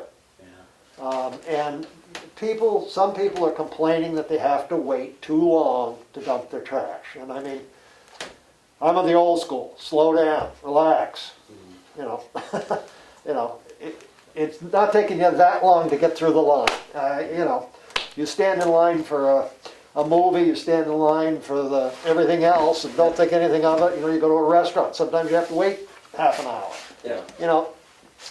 You know, this is your stuff you're trying to get rid of, be a little more patient. But, I know Glenn liked the Tuftonboro. yes. Because there's two? There's a compactor either side and you go down between them. And you're operating this one today and you're operating that one. With the Tuftonboro transfer station, I know it seems like the going thing is the building's never big enough. From what I got from tonight and from hearing about the Guilford transfer station. One, same thing. But is the Tuftonboro transfer station, are they feeling the same way that, or Moultonboro? Was it Moultonboro? No. Oh, you guys went to Moultonboro. Right. Yeah, Their building's way smaller than Guilford, and Guilford says theirs is too small. So yes, Moultonboro is way too small. Well, Moultonboro's single strip. Oh, okay. They're a whole different game. I mean, as far So as they I'm can concerned, deal with you it. They can't- can live with a smaller building. Is what you're saying? No, what I'm saying is that, I mean, what Glenn's idea is that you'd have 3 lanes for the 2 compactors. Your center lane would always be open, you'd be able to throw them in from either side. So you'd always have the availability for 2 lanes of traffic working your Go compactor. to one compactor. Yeah. And the you don't other, need one. but I heard a lot tonight about traffic flow and Oh, yeah. safety. I heard more about traffic flow than I anticipated. Yeah, safety and liability of the traffic flow. Yep. Not having people walk through. Because we traffic do have flow. people crossing a lane on foot now.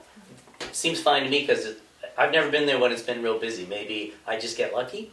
Well, and that's the other thing. I don't think our traffic flow is going to be what a lot of the other transfer stations are that they've designed in the past. Not today.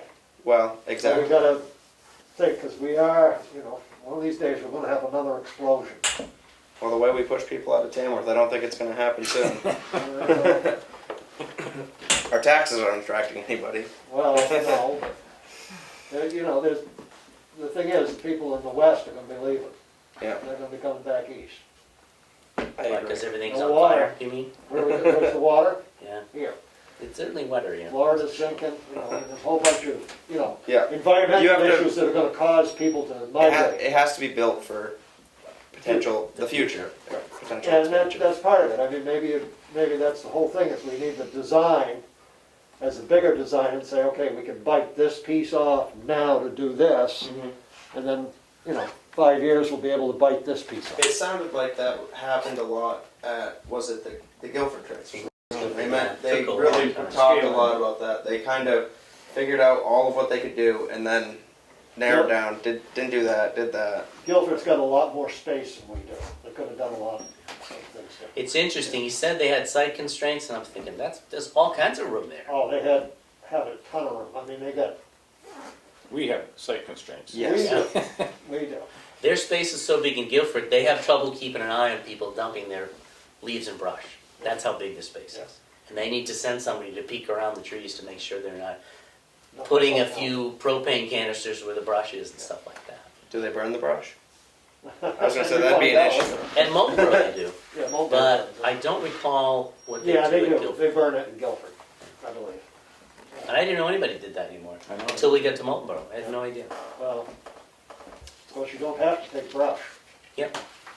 I burn mine in the backyard. It's the highlight of my winter. If anybody wants to come. No, what I'm saying, your municipal systems don't have to take Yeah. brush. It's not a requirement. Yeah. It's an added benefit. Right, exactly. And you want to keep, you want, as long as it doesn't cost everybody a ton to do it. Yep. And, maybe people should pay with a bird brush. Yeah. It's an idea. Yeah. Anyway, So one thing I learned tonight is the process is going to take a little more time than I thought. oh, always does. I've been working on this for about 3 years now. So we'll probably have this on the agenda again next meeting, and hopefully by then we'll have more direct communication with USDA, see what their restrictions or preferences are. Thank you. All right. Thank you. Thank you for coming in I tonight. thought it went well tonight. Yeah, I did. I think we have a message up on the big screen. Oh, this is, Linda was wondering what an RFP was, and I said a request for Oh. proposal. And Jim just says the discussion about the transfer station has been very illuminating. Maureen says she feels the same way. Thank you, from Jim. Thank you. All right. All right. Thanks. Night. Thank you all. Have a good night. Thank you for coming Down in. a couple numbers tonight, but I'm sure you'll muddle through. Yeah. Thanks. Good night. Good night. Now on to the administrative report. Now on to me. I got a phone call from one of the representatives wondering if you could be invited to come to the board meeting to meet you. I wanted a general opinion from the board. Is it appropriate to The allow? representatives. You mean a state rep? Yeah. Or somebody seeking to be a state rep? Yeah, a Candidate. Yes, thank you. It's Oh. it's a candidate for state. So, I've seen that elsewhere. I know some of them do the rounds. I was watching the Madison Select Board. They had some people did the rounds there. It's never happened when I've been here, but yeah. I don't have an issue with it. It's a public meeting. I don't Yeah. think we can tell them they can't come. sure. And I guess whoever wants to come, they can contact the town office, and we can give them some 5 minutes on the agenda to introduce themselves. Works for me. Anybody we know? Since my wife is running for state rep, I'll make that known. I I don't think it was her. She would have told me. Yeah, I think so. And also, isn't Meet the Candidates Night at the school is coming I up think it's Saturday. Saturday? Is that something we would be posting on our town website, newsletter? Could. I don't think we would- have to, No, but we don't have to. No, is that? I mean, it's no town, it's not. no Not town I think it's- officials. Who's hosting? It's I probably. don't think it's a bad thing to We post. usually don't. I don't. be. It's not. I think anything that people might Yeah. is government oriented. I think it's fine putting there. Yeah. Okay. The whole process is still confusing to so many people. The more information, the better. I finally understood why there's so many state reps in New Hampshire. They have overlapping districts. So every individual in New Hampshire gets a chance to vote for 4 state reps. That's why there's so many signs out, and people get lost in the process because there's overlapping districts, and each district has 2 reps. Right. So every individual is represented by 4 reps in Okay. the State House. So the So- largest House of Representatives in the country. Yep. And I Is think it like really? the 3rd largest in the realize that. world or something in terms of their ratio of reps to individuals. Representatives of It's like India, population. Afghanistan, New Hampshire, something like that. Yeah. It's It's a little kind of nutty. laughable. Okay. And then I wonder why it was done like that in the first place. My understanding was that state of New Hampshire said, oh, the federal government has 400 reps at the time. We want 400 reps. Is that what we have is 400 reps? 400 Yeah. reps. Wow. Which is, Yeah. that's a lot. That's a lot. For New Hampshire, considering we have like, what, 1.5 million people? Each one represents, what, 2,200 or 3,300 people or something. Good representation. Yeah. Okay. Other than that, I just checked in with the outing club. It sounds like trick-or-treating is starting at 5:30, so I'll have that posted too, because that affects this whole road. So 5:30 to 7:30 is trick-or-treating for the town of Tamworth. I'm gonna be out of town for that week. What? From the 30th, 31st. Yeah, I'm going to Pennsylvania for I'm the gonna miss all of that. first week of November. Right. So I'll zoom in though, don't worry. As long as it's after dark. I should be at that. Was that a meeting date? Halloween is? No. meeting? No. Oh. Halloween was a Just that week. Saturday or He's gonna something? be gone. It's a Monday this It's a Monday? this year. Oh. Which is kind of a bummer. And I think lastly, we got a notice from the New Hampshire Department of Health and Human Services. They're expanding their program to allow those who make between 60 and 75% of the state median income to apply for aid this winter. It's a one-time credit, $450 for fuel assistance and $200 for electric assistance. Keith was wondering if this is also something that should be kind of posted to our website, let people know that it's available. I think so. What's the, so what is the What is it median? now? How does that work? 60 to 70% of the median income? Yeah, so it used to be, it used to only qualify if you made less than that. They've kind of increased it because of all the spikes. It would be good to actually give a dollar figure on the Yeah, how do you, on the I was website. gonna say, how do you know if you would qualify if Yeah. you make 60?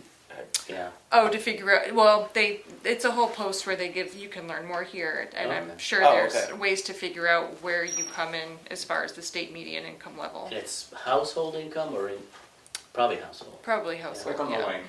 Yeah. Go look it up. It's Yeah. both. It had numbers on the Conway Sun about a week or so ago. Did they? One is single or a family. Yeah, right, Has different numbers. right, okay. I'm glad I had a Alright. small house. Into that. It's really expensive winter. It sure is.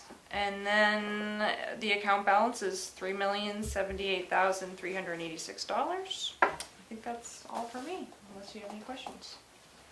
Nope, I think we're good. On to the signature file. I'll get right into it. I make a motion to update the junk. Approve. Approve the update. I make a motion to approve the updated junkyard notice for map 215, lot 109. Second. Roll call vote. Just say yes. Very yes. Roberts yes, 3 yes, 0 no. I make a motion to approve the driveway permit application for map 206, lot 56. Second. Where is, what road is that on? Does it say? I believe it's Bryant Mill. Okay, There's the subdivision there, so. take this. Thank you. Mhm. Roll call vote. Just say yes. Very yes. Roberts yes, 3 yes, 0 no. I make a motion to approve the warrants for the general election, November 8th, 2022. Second. Roll call vote. Just say yes. Very yes. Roberts yes, 3 yes, 0 no. I make a motion to approve the PA 29 Veterans Tax Credit application. Second. Roll call vote. Just say yes. Very yes. Roberts yes, 3 yes, 0 no. I make a motion to approve the select board meeting minutes from October 6th, 2022. Second. Roll call vote. Just say yes. Very yes. Roberts yes, 3 yes, 0 no. I make a motion to approve the October 6th, 2022 non-public meeting minutes. Second. Roll call vote. Just say yes. Very yes. Roberts yes, 3 yes, 0 no. I make a motion to, that's it. Sorry, yeah, there's Enough motions. don't you need a motion to approve payroll and accounts Yeah, payable? okay, Yeah, yes. you do. I make a motion to approve the accounts payable in the amount of $29,399.44. Second. Roll call vote. Do say yes. Barry, yes. Roberts, yes. 3 yes, 0 no. I make a motion to approve the payroll in the amount of $29,000. $29,308.62. Second. Roll call vote. Do say yes. Barry, yes. Roberts, yes. 3 yes, 0 no. The year to date is $6,770,894.70. Select board update. Richard. Not much to report. Had some conversations with Keats and with Willie and with Emily regarding the consultant selection process. Also had a request from Elaine in the finance department to reach out to the fire department to submit some needed employment data for, they have some kind of juniors program, that they have kids that work with the fire department, but they need for record keeping and employment purposes to have certain documents submitted from the fire department to her. So I reached out to the fire department today and asked them to submit that. I think we have the chief coming in next week, I think. So if it isn't in by then we'll have something to talk about. That's all I got. Carl?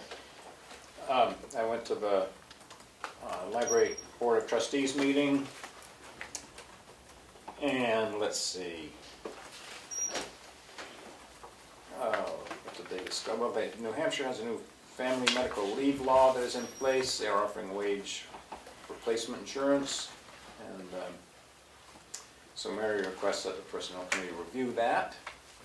I suppose we ought to review that too. They had their draft budget for 2023, and they went over that. There are going to have to be some revisions closer to the end of the year due to utility costs.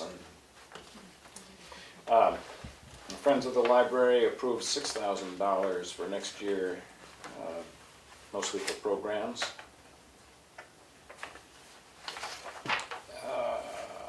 They got a $3,000 grant from the Tamworth Foundation for archives, which will allow them to keep the intern they have through May. So they're archiving a lot of the historical material they have. Let's see. Their community survey is complete, and they shared that for review. It'll help them determine what people are looking for in the library. And I guess that's it from the library. I was trying to catch up with the contractor who's doing the addition on the rec building, but he hasn't been on site and he hasn't responded to my phone call.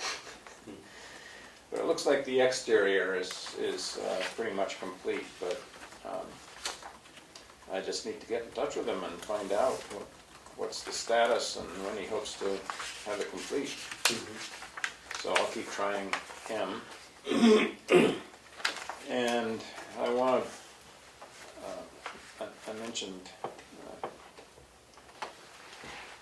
to Emily earlier that we have to not forget about the repairs that are needed on the townhouse. Tim was just getting into that when he ended his career here. There was some windowsills and stairs. Yeah, some windowsills that needed to be worked on, replaced, and then I think he was asking for a quote for some metal fire escape. Oh, that's right. Yeah. So I don't know. Emily said she'd get in touch with Tim and find out what he knows about that. And then regarding the doors on this building, exterior doors on this building, Grant State came and measured for them. It was brought to my attention that if we have an automatic handicap door at the top of the ramp, you'll get inside and there's going to be a a door in either direction that you can't get through. Well, because the door swings and gets in the Yeah. way. No, the door wouldn't swing. I thought it would swing out. No, yeah, the handicap door will swing out, but then you'll be in this little, And that door wouldn't be an automatic handicap door. Right. Either way. either way, either to nurses or to the town office. Mhm. So that's kind of a, I don't know Core exactly. setup. Yeah, I don't know exactly what we're gonna do about that. Why does that, I can see why the nurses would want to have their door secured when they're not open. Well, it's kind of like a breezeway, I think, isn't it? Is that the It's idea of sort it? Oh, I see, to control the heat, Control the the heat. I'm heat not loss. sure that that's the idea of Yeah. it, but I know that's, I was wondering if we needed the door in this direction. or we could keep it. I don't know. Yeah. Maybe we could prop it open during the day. Yeah. I don't know. Might be a fire door, maybe you can't. Well, that's true, it might be a fire door. I was thinking, every door can be secured in this office, so we don't really need that one to be secured. Yeah. But anyway, that's something we ought to consider. Because you get, this person in a wheelchair gets in and then is stuck. That's what it seems like. Yeah. Yeah, if it's not a fire door, I'd say leave that, the interior door coming this way, prop it open. And I it's could somebody's job when they come in first thing in Maybe the morning to prop it I open. could talk to Joanne about their experience and how, What the purpose is. yeah, how to deal with their door. Mhm. But, and has that, these new exterior doors, has that already been funded? Is that, I think it was at town Yes. meeting last time, wasn't it? Didn't we already? Or 2 town meetings ago, I don't know, it was before I got here. We approved the Granite State Glass to do that already, didn't we? We Yeah. already, I thought we had. Yeah, so. So I can't remember what the number was. a lot. Because they It just was came, a lot. Remember it was they a just lot. came and measured for it, so, I'll ask Tim about that too. but I think that we must have a record of their proposal. Yes. I can't remember exactly what it was, but it was Yeah. a pretty significant amount. Yeah, I know. Maybe it was ARPA. I can't remember.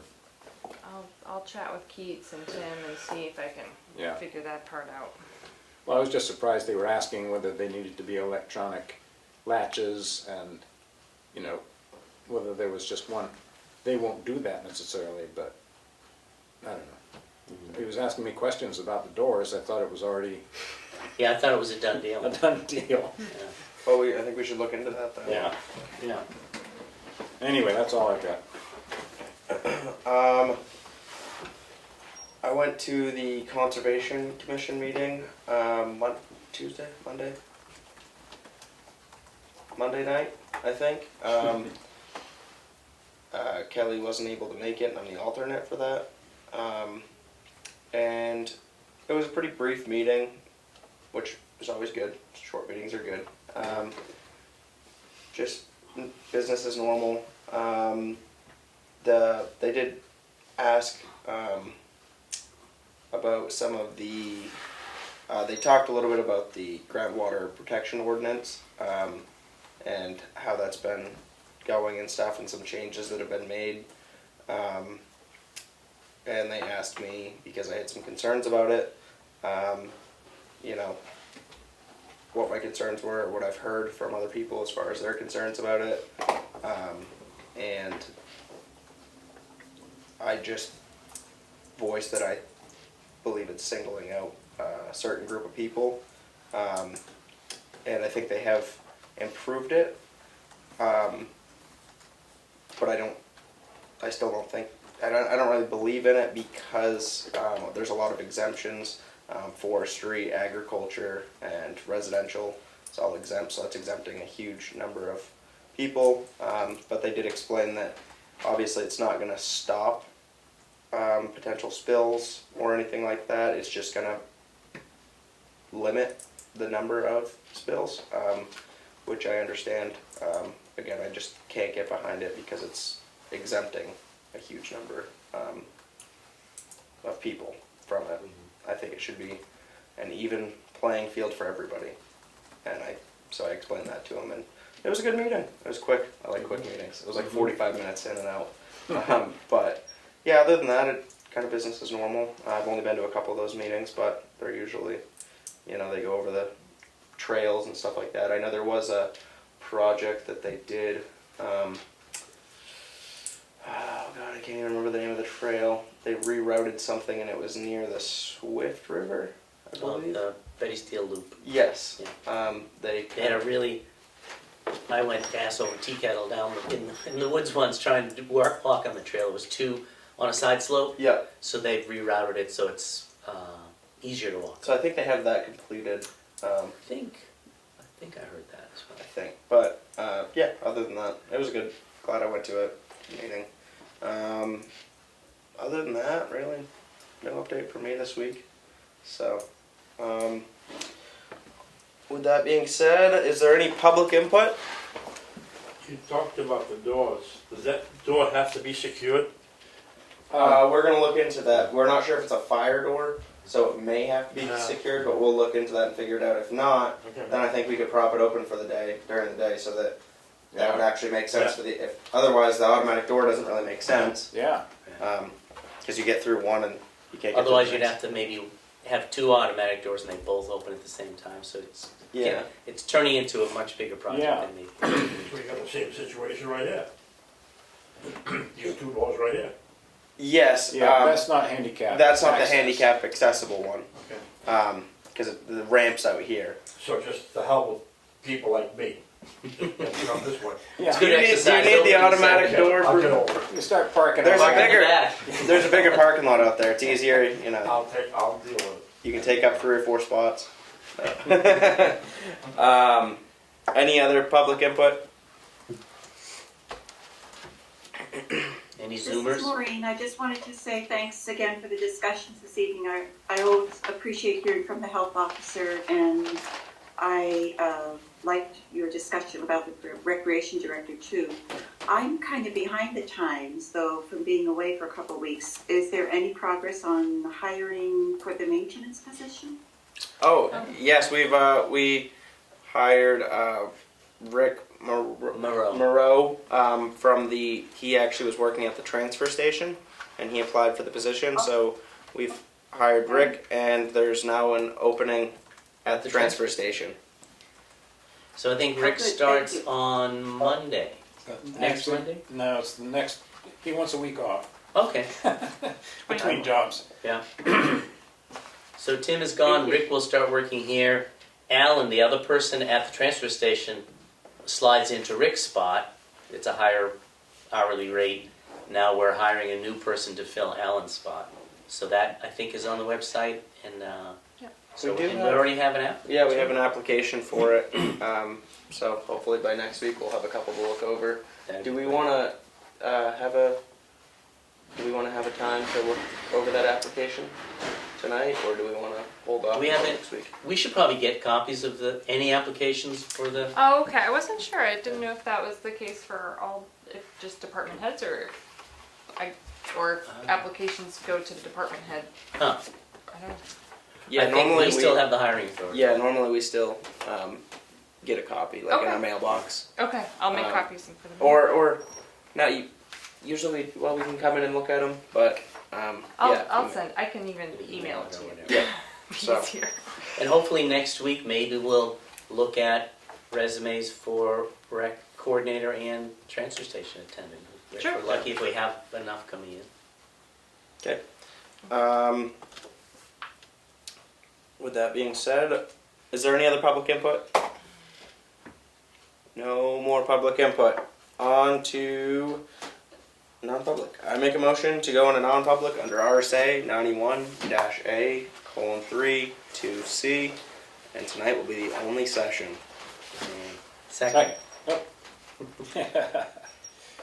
Roll call vote. Did you say yes? There, yes. Roberts, yes. 3 yes, 0 no. We are non-public at 7 o'clock, does it say? Yeah. It's an early. 7 o'clock. I make a motion to come out of non-public at 7:26 p.m. Second. Roll call vote. Say yes. Barry, yes. Roberts, yes. 3 yes, 0 no. The minutes will not be The sealed. minutes will not be sealed. Motion to adjourn. Sorry if I messed up your writing.